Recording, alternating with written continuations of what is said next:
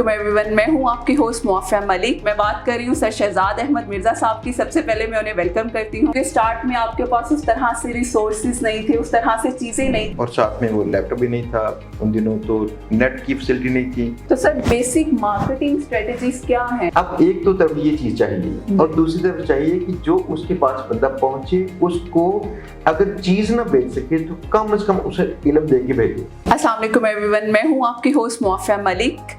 हम और आप विद PNY के शो पे मैं आप सब लोगों को वेलकम करती हूं। PNY लेकर आता है डिफरेंट ट्रेनिंग्स जिसमें हम बात करते हैं IT से रिलेटेड, वुमेन एम्पावरमेंट से रिलेटेड और समटाइम जीनियस से रिलेटेड। डिफरेंट शोज करते हैं, डिफरेंट गेस्ट को बुलाते हैं अपने स्टूडियो पे और डिफरेंट पर्सपेक्टिव से आपको डिफरेंट इन्फॉर्मेशन भी देते हैं। आज का जो हमारा शो है वो भी बहुत ज़्यादा डिफरेंट है। आज हम बात करने वाले हैं मार्केटिंग के हवाले से। सोशल मीडिया का इस्तेमाल हम बहुत ज़्यादा करते हैं। सोशल मीडिया के इस्तेमाल को किस तरह से यूटिलाइज करके हम अर्निंग पर्सपेक्टिव की तरफ जा सकते हैं। सोशल मीडिया मार्केटिंग क्या है और उससे हम पैसे कैसे कमा सकते हैं। घर में बैठे हुए हम किस तरह से फेसबुक का इस्तेमाल करते हुए ई-कॉमर्स को सीख सकते हैं और किस तरह से डिफरेंट कोर्सेज कर सकते हैं जो हमें फ़ायदा भी दे सकते हैं, फाइनेंशियली भी और प्रोफेशनली भी हमें हेल्प कर सकते हैं। इसी के लिए आज हमने जिस गेस्ट को अपने स्टूडियो में बुलाया है वो किसी तारीफ के मोहताज नहीं है। IT एक्सपर्ट हैं, 21 ईयर्स का एक्सपीरियंस है उनका ई-कॉमर्स का, जिनसे हम बात करेंगे वेब डेवलपमेंट के हवाले से, किस तरह से फेसबुक से हम पैसे कमा सकते हैं, किस तरह से डिफरेंट फ्री कोर्सेज को करके और कैसे अपनी लाइफ को हम बहुत ज़्यादा अपडेट कर सकते हैं। तो मैं बात कर रही हूँ सर शहजाद अहमद मिर्ज़ा साहब की। सबसे पहले मैं उन्हें वेलकम करती हूँ। अस्सलाम वालेकुम सर, कैसे हैं आप? वालेकुम अस्सलाम जी, माफ़ी, बिल्कुल ठीक ठाक ज़बरदस्त। सर मैंने बहुत से आपके इंटरव्यूज़ देखे, बहुत रिसर्च किया आप पे, तो मैंने ये सबसे इम्पॉर्टेंट चीज़ जो मैंने सीखी वो ये कि आपने अपनी लाइफ का स्टार्ट जब किया, आई गेस 1988 में या 86 से स्टार्ट किया, 99 से जी, और तब से आपने एफर्ट्स बहुत की क्योंकि स्टार्ट में आपके पास उस तरह से रिसोर्सेज नहीं थे, उस तरह से चीज़ें नहीं थी। तो किस तरह से आपने अपनी लाइफ में ये ई-कॉमर्स का स्टार्ट किया? सबसे पहले तो हमें ब्रीफ सा ये बताएं। सबसे पहली बात यह है कि इंसान को रिसोर्सेज जो है, चाहे वो फाइनेंशियल रिसोर्सेज हों या ह्यूमन रिसोर्सेज हों, किसी भी किस्म की रिसोर्सेज हों, ये लाजमी नहीं चाहिए। अगर ये मिल जाएं तो आपको मावनत करते हैं कि आप स्पीड से काम कर लें। अब सूरत ये है कि कई लोग यहाँ पे ना अपनी बात करते हैं तो कहते हैं मेरे पास पैसे नहीं हैं, लैपटॉप नहीं है या फलां चीज़ नहीं है। तो मेरे केस में ये था कि मैं 10,000 रुपये की फ़ीस थी उन दिनों एक कोर्स की, ये पे नहीं कर सका, तो मेरे पास कंप्यूटर भी नहीं था और साथ में वो लैपटॉप भी नहीं था उन दिनों, तो नेट की फैसिलिटी नहीं थी और पैसे नहीं थे। तो बड़ी मुश्किल से पैसे सिर्फ इतने करने कि वो नेट कैफ़े नए नए भी खुले थे, तो वहाँ पे जाके 1 आवर के लिए वहाँ पे लर्न करना। तो यानी इस अंदाज से काम करते करते फिर आगे पहुँचे। मुश्किलात काफ़ी थी, इससे सारा अमल स्लो लाजमी हो गया, लेकिन मैंने काम कर लिया। अगर हम बात करें इसकी रिसोर्सेज की या किसी ट्रेनर की या पैसे की, तो तमाम इस तरह के जो रिसोर्सेज हैं हमें वो मावनत करते हैं कि हम तेज़ी से काम शुरू कर लें। तो इस अंदाज से मैंने काम जब शुरू किया तो अपने आप ही चीज़ें नोट करते करते वहाँ तक पहुँचे। मैंने कहा यार नेट पे कोई काम अगर हम करना चाहें तो कौन सा काम जो उस पैसे देगा जी, फ्रॉड भी तो इसमें होते हैं ना। एग्जैक्टली। लेकिन एक चीज़ ही समझ आई कि आप देखें कम से कम चीज़ें अगर बेच सकें ऑनलाइन तो ये तो पॉसिबल है। बिल्कुल। अब मसला उन दिनों ये था कि पाकिस्तान से बैठी चीज़ें कैसे बेचूं मैं जी, तो मुझे फिर समझ आई कि कोई स्किल बेचना भी मुमकिन है। तो मैंने एक स्किल सेल करना शुरू कर दिया।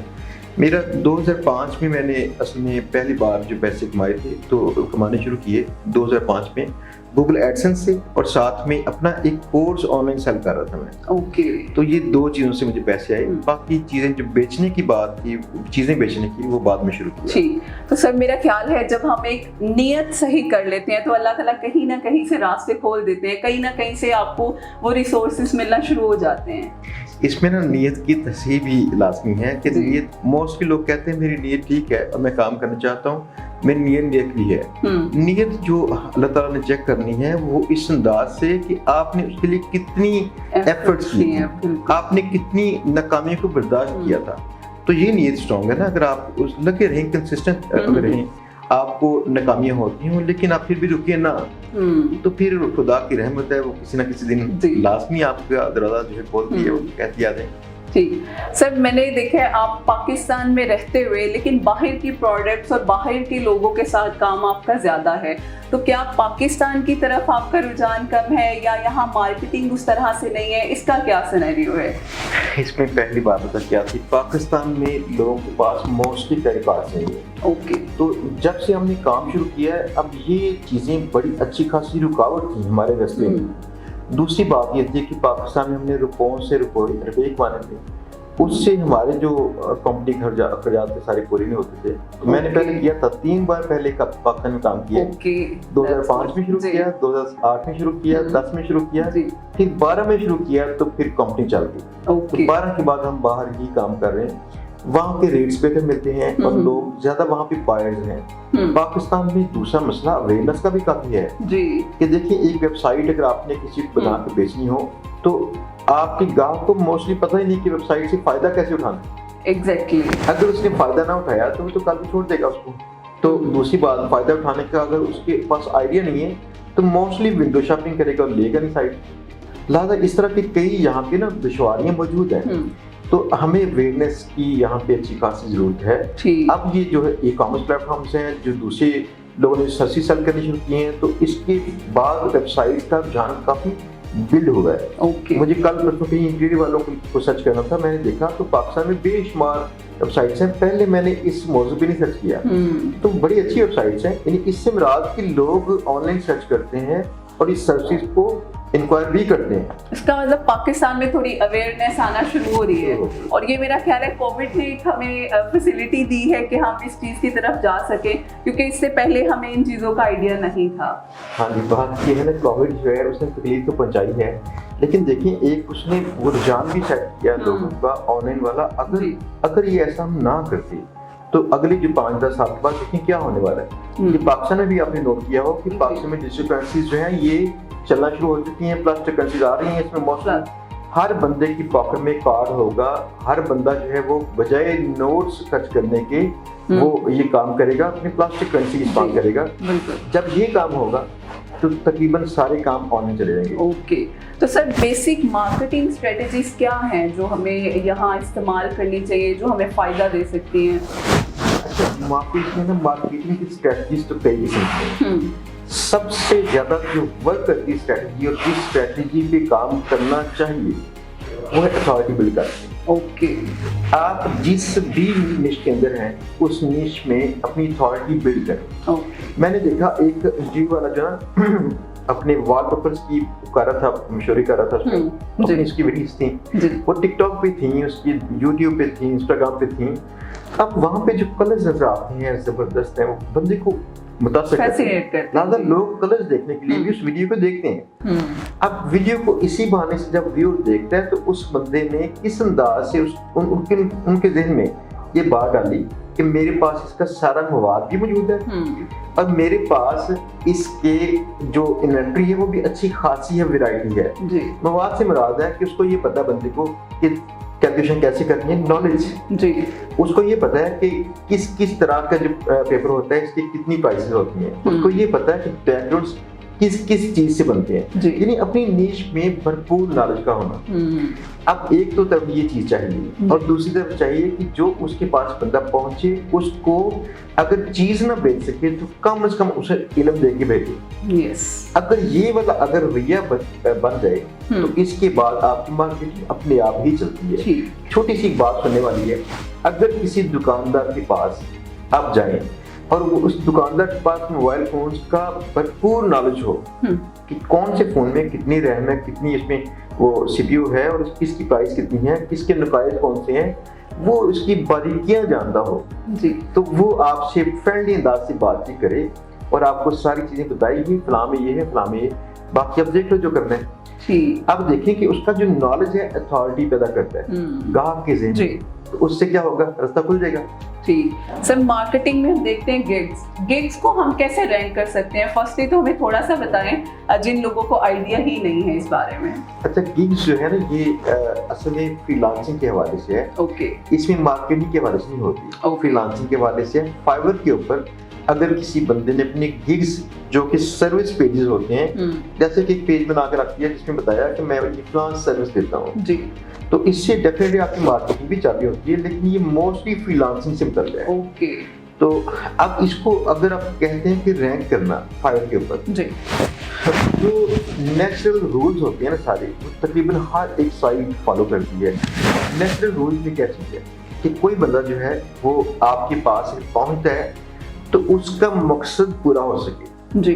नंबर 2, अगर बंदा आपकी दुकान पे पहुंचे तो वो बंदा वहां पे ठहरे, आते ही बाहर न चला जाए जी। यानी फाइवर के ऊपर ये बात होगी, जब लोग वहां पे आपकी पे आके ठहरेंगे तो आते मत जाए वापस, वो उनका इंटरेस्ट डेवलप हो, उनको लगे ये चीज़ मेरे लिए अच्छी है। दूसरी बात है उसके रिएक्शन पॉजिटिव हों, फॉर एग्जांपल वो लाइक करे या इंक्वायर करे आपको, तो ये इसकी रैंकिंग फैक्टर्स हैं। ओके। इसके बाद सोशल मीडिया पे शेयरिंग वगैरह करने से अगर वो करता है तो या आप करते हैं और ट्रैफिक बाहर से आती है तो रैंकिंग फैक्टर है। लेकिन सबसे स्ट्रॉन्ग रैंकिंग फैक्टर इसमें होता है जो फाइवर के गिग्स के रिव्यूज होते हैं। ओके। अगर आपको पॉजिटिव रिव्यूज अगर मिले, उस एक रिव्यू के होने और ना होने का फर्क आपकी स्टैट्स चेक कर लें कितना फर्क पड़ता है। उसके बाद सर मुझे ये बताएं, हम बात करते हैं कि फेसबुक पे डिफरेंट लोग, हम लोग सोशल मीडिया को यूज़ कर रहे होते हैं, समटाइम्स यूट्यूब यूज़ कर रहे हैं, समटाइम्स इंस्टा देख रहे हैं, लिंक्डइन यूज़ कर रहे हैं, तो हम अपनी सोशल मीडिया की जो सर्विसेज हैं उनका सही इस्तेमाल किस तरह से करते हैं? समटाइम्स क्या होता है, हम फेसबुक देखते हैं घंटा घंटा हम सिर्फ स्क्रॉल करते रहते हैं, कोई हेल्दी एक्टिविटी नहीं कर रहे होते, तो इसको हम एक हेल्दी वे में और उसके साथ साथ अर्निंग के पॉइंट ऑफ व्यू से किस तरह से लेकर चल सकते हैं?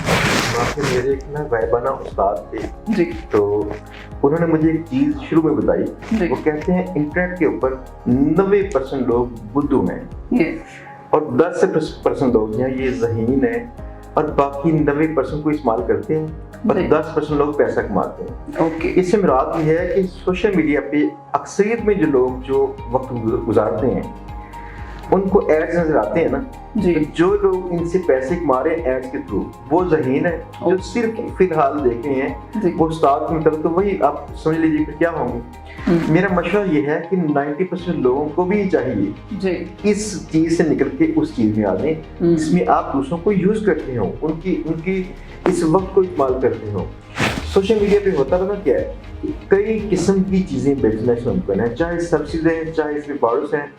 अब यहाँ पे ना व्हाट्सएप, फेसबुक, इंस्टाग्राम और यूट्यूब, इन सब पे लोगों ने अपने अपने अंदाज से काम करना शुरू कर दिया। इवन टिकटॉक को लोग अच्छे अंदाज से इस्तेमाल कर रहे हैं। मैं एक छोटी सी आपको मिसाल दूं, एक टिकटॉकर है मशहूर जो ट्रैवलर है, ये अपनी ट्रैवल की सब्सिडी सेल करते हैं, ट्रैवल की वो ग्रुप लेके आते हैं ना वो सारे शुमारी इलाका जाते हैं। अब ये शुमारी इलाका जात में जाते हैं और वहां पे जाके वो दिखाते हैं कितना खूबसूरत मंजर है जी, लोग उस मंजर से मुतासर होते हैं, उसको लाइक करते हैं, शेयर करते हैं, वो हजारों में एक वीडियो की जाती है लाइक्स में, तो फिर वो पहुंची आगे मजीद लाखों लोगों तक। तो इतनी बड़ी ऑडियंस को जब ये पैगाम भी साथ पहुंचता है कि ट्रैवल करना चाहिए जी। नंबर 2, ट्रैवल करना हमने आपका आसान कर दिया, आप मेरे साथ ट्रैवल करें जी। तीसरी बात, वो बंदा अगर फनी भी अगर हो, आजकल के दौर में स्ट्रेस हर जगह पे है ऐसे। अब इस स्ट्रेस के दौर में अगर आपकी पर्सनैलिटी से दूसरे के ऊपर स्ट्रेस तारी होता है ना तो फिर मार्केटिंग नहीं होगी।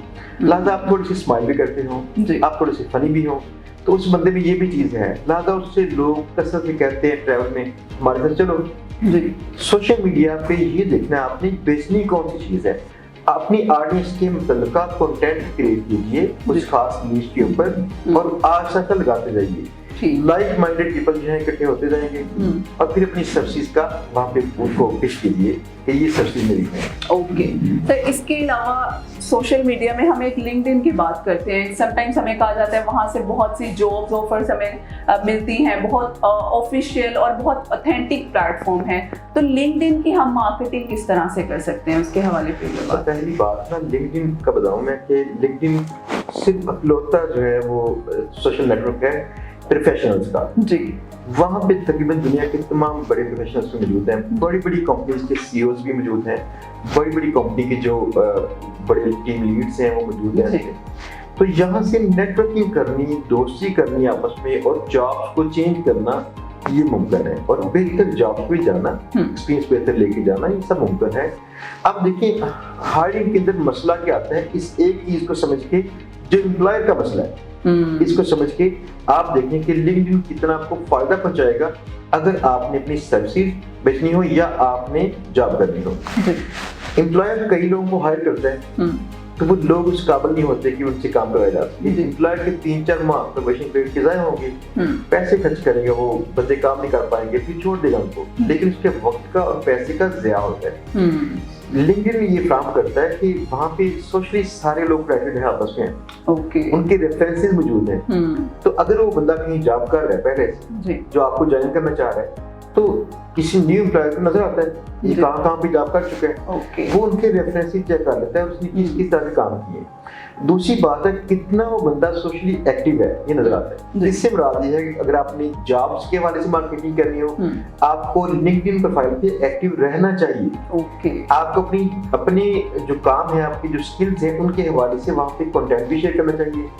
वहाँ पे आज से लोग आपके काम से, आपके वो कंटेंट से मुतासिर होंगे और आप उनकी नजरों में आ जाएंगे। असूल सोशल मीडिया का सबसे पहला असूल ये होता है, आप लोगों की नजरों से बार बार गुजरें, ये पहला असूल है। दूसरा असूल ये है, जब आप बार बार गुजरते हैं तो इम्पैक्ट आप किस तरह का छोड़ते हैं। एक तो बुरा बंदा होगा जो बार बार गुजरेगा, तो लोग उसे भी याद करते हैं, भाई बुरा बंदा है। जो अच्छा बंदा होगा उसे भी याद करते हैं। आपका इम्पैक्ट अच्छा हो, इल्म वाला होना चाहिए, आप वहाँ पे नॉलेज शेयरिंग करते हो और वो नॉलेज लोगों को अच्छा लगता हो जो आप टिप शेयर करते हो, इससे मुतासर हो के आज साइड से आपकी अथॉरिटी बिल्ड होती है। वो अथॉरिटी ही आपको रास्ता देती है वो आगे कहाँ जाना है। नहीं सर, मैंने देखा है आपके माशाल्लाह लाखों स्टूडेंट्स हैं जो इतना अच्छा काम कर रहे हैं, जो अपने घरों में बैठे हुए, कुछ खवातीन भी हैं जो अपने घरों में बैठी हुई कॉमर्स को लेकर चल रही हैं, कुछ ऐसी स्ट्रेटजीज जो उन्होंने आपके प्लेटफॉर्म के थ्रू सीखी हैं। तो माशाल्लाह से लाखों, मेरा ख्याल है, आपके स्टूडेंट्स हैं जो ट्रेनिंग्स ले रहे हैं और इन चीज़ों को लेकर चल रहे हैं। तो सर, इन लाखों स्टूडेंट्स में से कोई एक जो हाईली मोटिवेटेड आपके लिए स्टोरी हो, जिस स्टूडेंट ने बहुत अच्छा, ऑब्वियसली सब ने बहुत अच्छा किया होगा, लेकिन कोई एक जो आपको लगा उसने आपकी पूरी ट्रेडिशंस को तोड़ के एक चीज हट के जो है वो काम किया है, वो कौन सी स्टूडेंट? ये सबसे मुश्किल क्वेश्चन है कि मुझे लगता है कि जो मेरे शागिर्द हैं ये मेरे बच्चे हैं, और अपने बच्चों में से ये कहना मुझे किससे ज्यादा प्यार है ये मुश्किल होता है। ऑब्वियसली अगर आप कहें 2-3 स्टोरी जो थोड़ी सी रिवायत से हटके थी, मुझे ज्यादा बेहतर भी लगी, और काफी स्टोरी ऐसी हैं। इनमें खातून थी हमारे पास, माजिदा रुमान।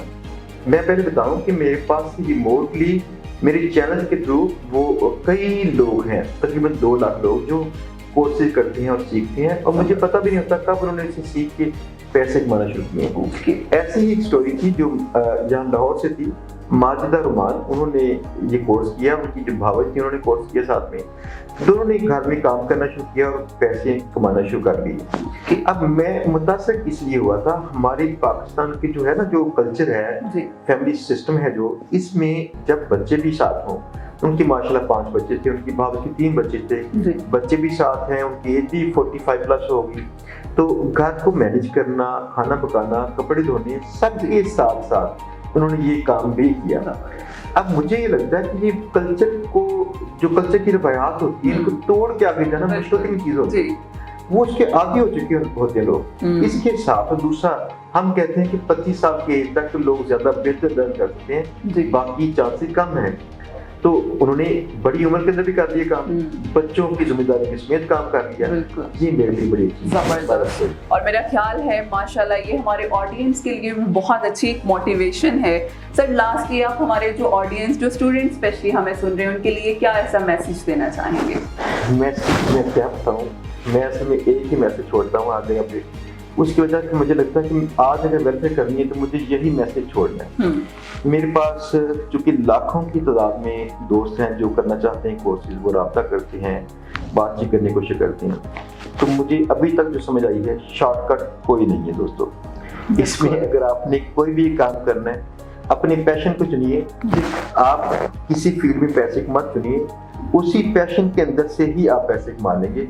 अगर किसी दोस्त को मसला इसमें आता हो कि उसका पैशन कुछ भी चाहे हो, जी तो वो उसको नहीं लगता कि उससे पैसे कमा पाएगा, तो वो फिर मुझसे रब्ता कर ले। मैं उसकी इंशाल्लाह मैं रोजाना ना 2 घंटे बैठता हूँ अपने आपस Okay. में, जो दोस्त मिलना चाहते हैं सिर्फ मीटिंग करता हूँ उनसे। ओके तो उनको ये बताएंगे अपने पैशन से कैसे कमाना। जी पैसे के पीछे मत भागिएगा, काम के पीछे भागिएगा, पैसा उसके पीछे भागता अपने आप आ जाएगा। जबरदस्त। और मैंने आपकी इस पूरी टॉक से ये सीखा है कि कंसिस्टेंसी बहुत ज़्यादा ज़रूरी है, कि आप शॉर्टकट से वाकई नहीं जीत सकते। जिस तरह से आपने बताया, आपने इतनी स्ट्रगल की, 2 से 3 दफ़ा बहुत बड़ा बड़ा काम करके नाकाम हुए, लेकिन उसके बाद आप कामयाबी की तरफ भी आए। तो मेरा ख्याल है ये सेशन हम सब के लिए बहुत ज़्यादा इंफॉर्मेटिव था। मैंने बहुत कुछ सीखा, आप लोगों ने भी बहुत कुछ सीखा होगा। हम फिर हाजिर होंगे एक नई एपिसोड के साथ, हम और आप with PNY show. Thank you so much.